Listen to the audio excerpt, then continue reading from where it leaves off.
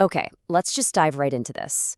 Welcome to today's Explainer, where we're going to break down and summarize a legendary YouTube horror story that has literally been keeping the internet awake at night.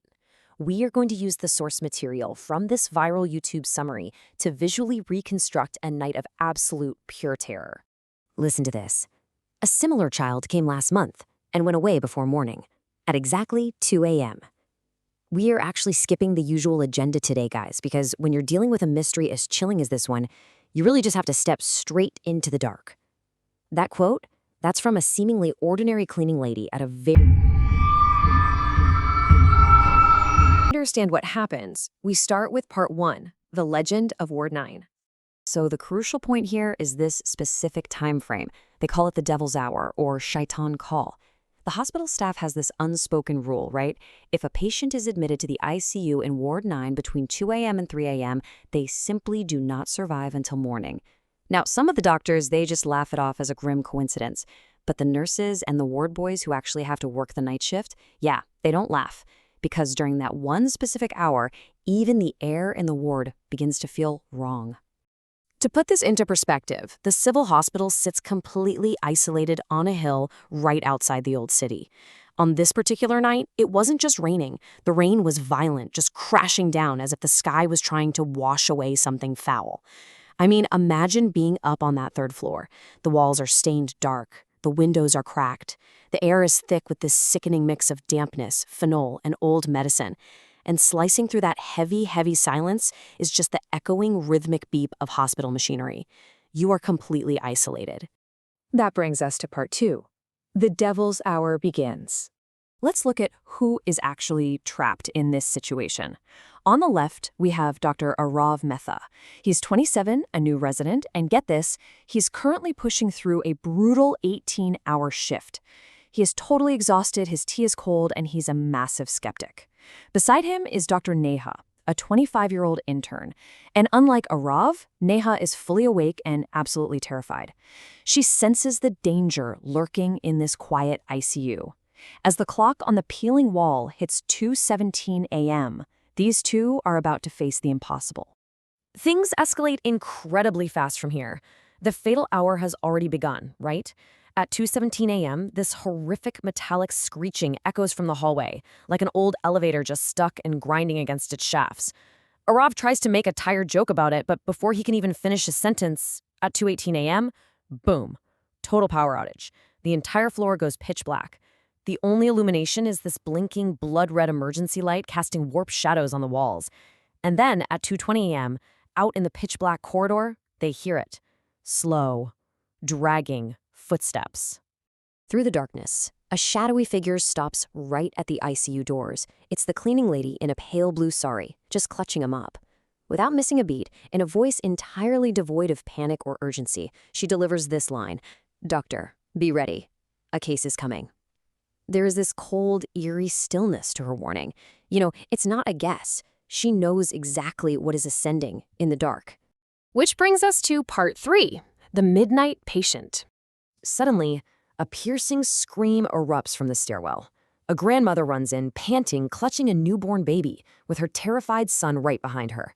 Dr. Arav takes the baby, but his own heart nearly stops. This infant is just 4 days old. There is zero crying. The chest isn't moving at all.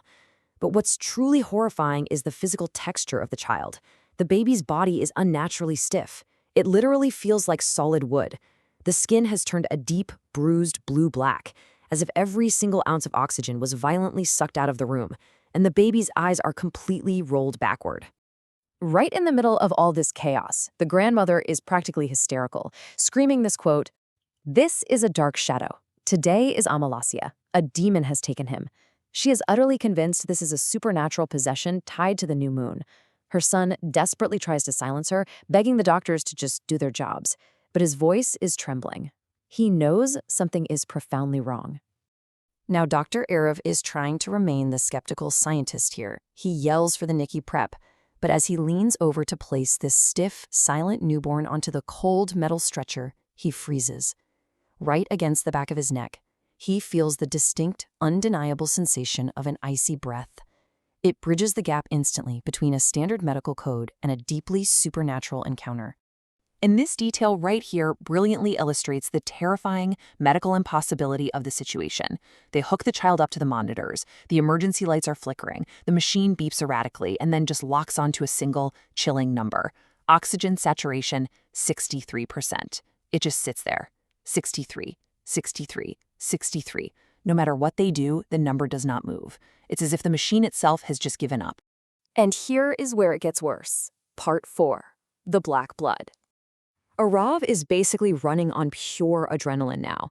He frantically runs through these interventions. They're connected to the monitors, he straps the oxygen mask on the baby, and cranks the flow up to absolute maximum. He begins applying physical pressure to the tiny chest, literally shouting, "Come on, breathe!"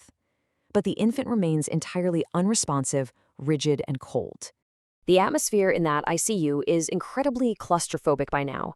The power is still out, which means the AC is completely dead. Yet the ambient temperature in the room plummets until it feels like a freezer. Outside, massive thunder crashes against the broken windows. And standing right outside the glass ICU doors, watching them, with unblinking, dead eyes, is the cleaning lady in the blue sari. She's just waiting for the inevitable. Desperate for answers, Dr. Arava grabs a syringe. He needs to run labs. He inserts the needle into the stiff infant to draw a blood sample. But as he pulls the plunger back, the blood filling the plastic tube is not red. What fills that syringe is a dark, unnaturally thick, pitch-black liquid. It looks like heavy chocolate syrup. It's viscous, it's heavy, and it is completely devoid of life. Arav and Neha just stare at it, the color draining from their own faces as they realize this is scientifically impossible. Dr. Neha's hands are shaking so violently that she actually drops the glass test tube. It shatters on the floor. But the aftermath is what haunts them. The black fluid didn't splash or spread out like a normal liquid would. It stopped. It thickened. And it stuck to the cold tile floor, as if it were a living, breathing entity clinging to the ground.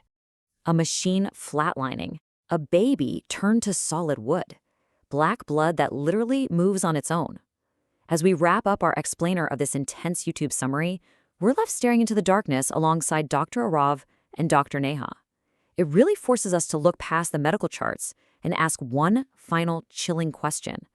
What really happens between 2 and 3 a.m. in Ward No. 9?